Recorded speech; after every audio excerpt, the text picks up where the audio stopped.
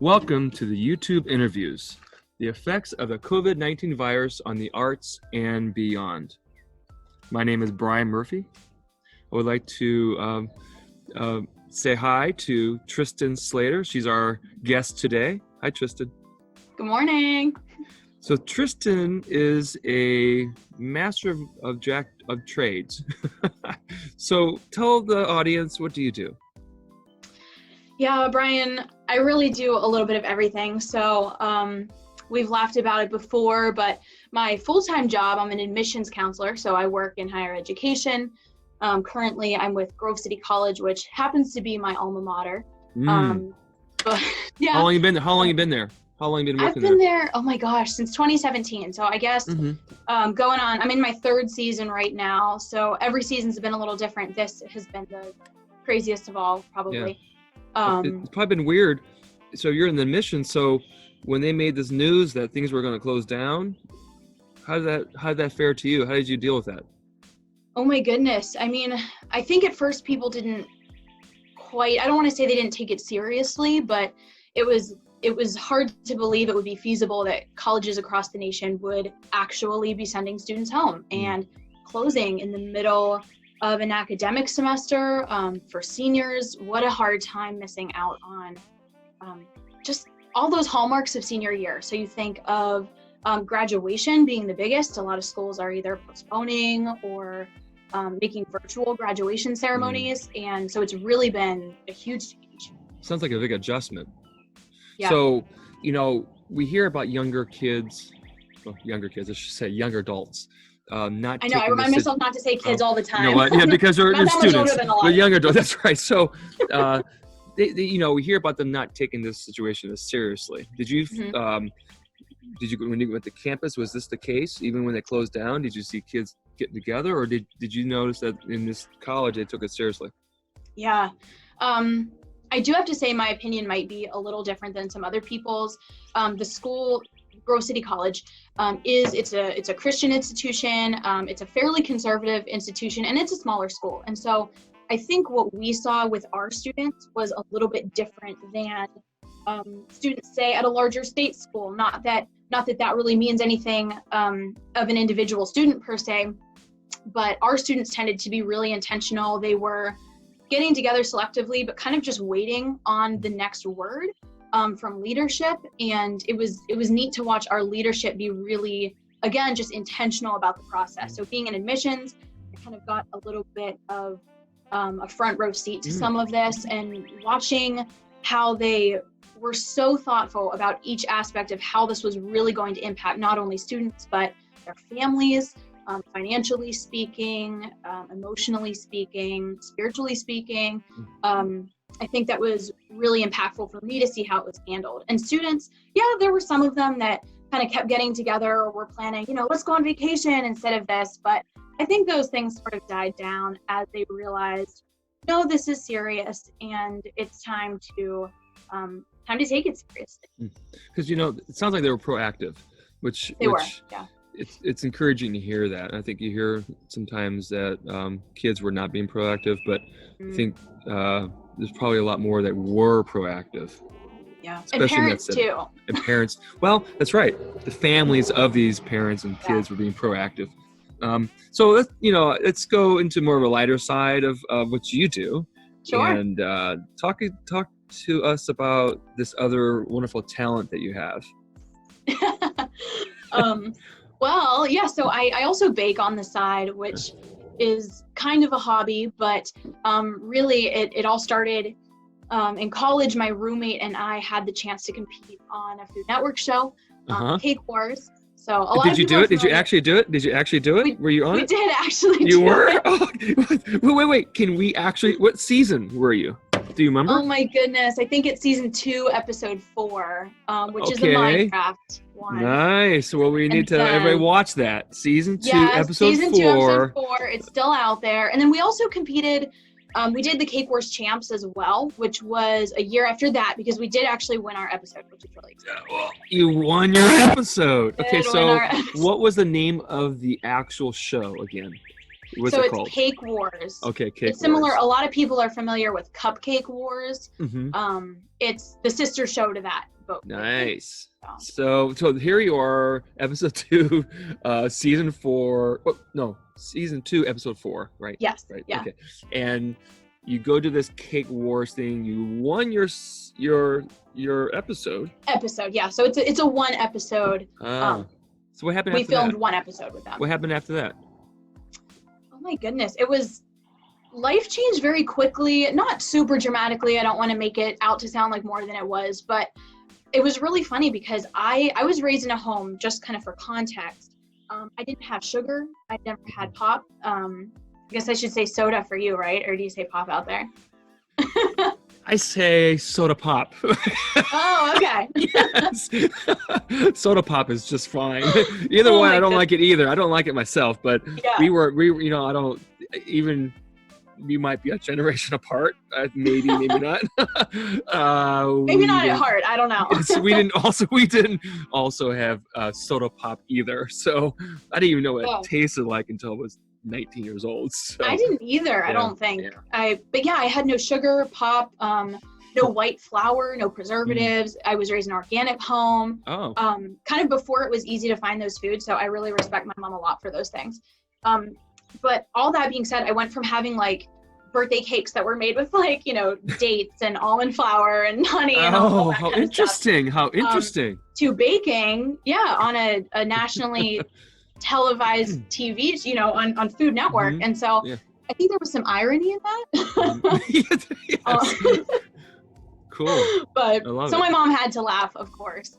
But it was so much fun coming up with recipes, what would be something unique that would catch people's attention and interest and kind of bring some of that joy to other people too, because baking's really fun and creative and another outlet. So great. And now you've gotten some clients from this, and you seem like it's like a side business, correct? Is this correct? I have, and I guess the first show that we were on aired, oh my goodness, it was almost 5 years ago now. In the fall, I think it'll be, or maybe no, 2017.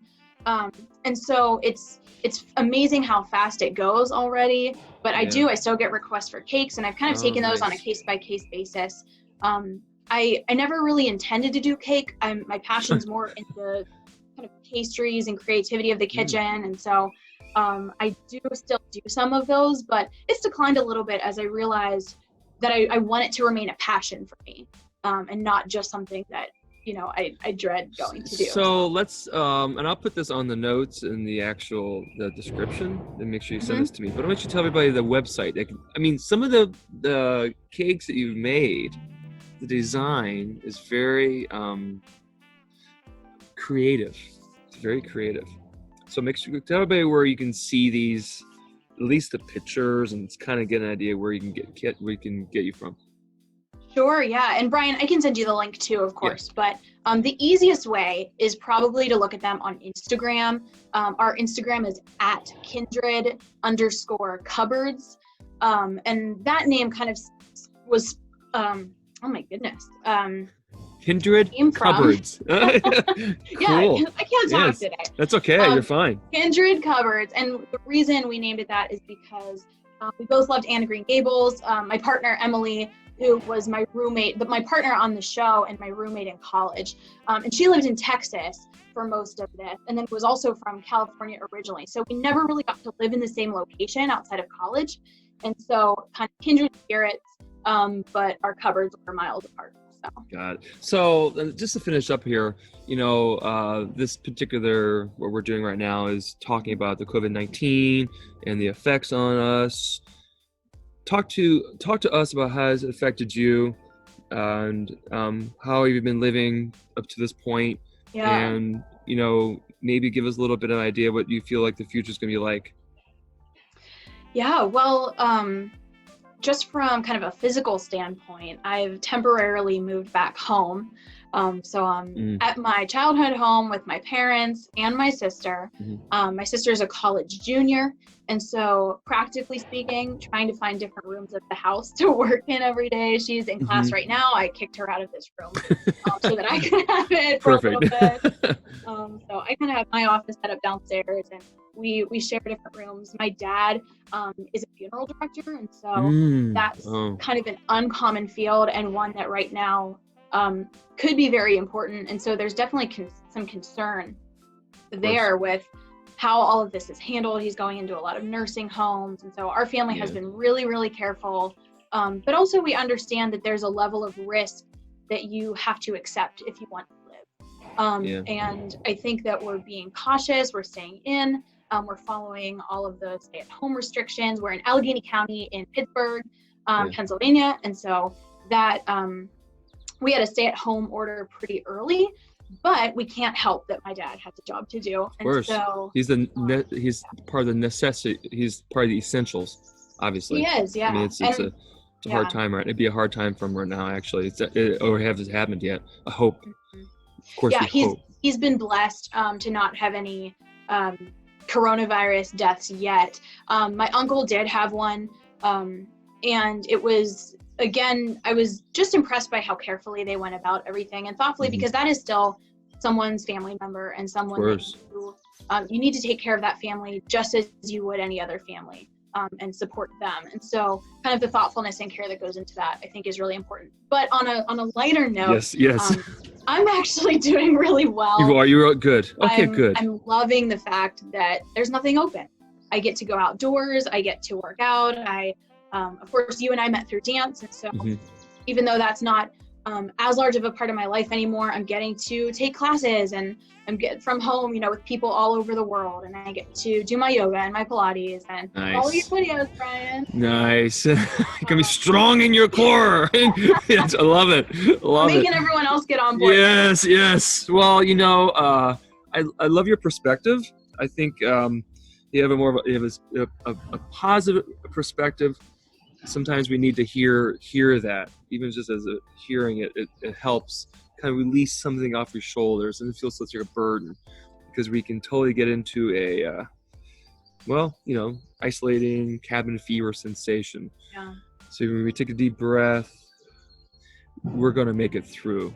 And it's easy to get into a rut, and my heart goes out to people that are really struggling right now. I have some note cards that I'm going to be sending out later today, hopefully, to family and friends. And just thinking, I'm an extrovert, but my family has been crazy enough for me where, still kind of all here together. We're doing puzzles, we're singing, we're working on music, we're working on artistic things, and it's fun. It's a time I haven't had since I was a kid, Well, Tristan Slater, the jack of all trades.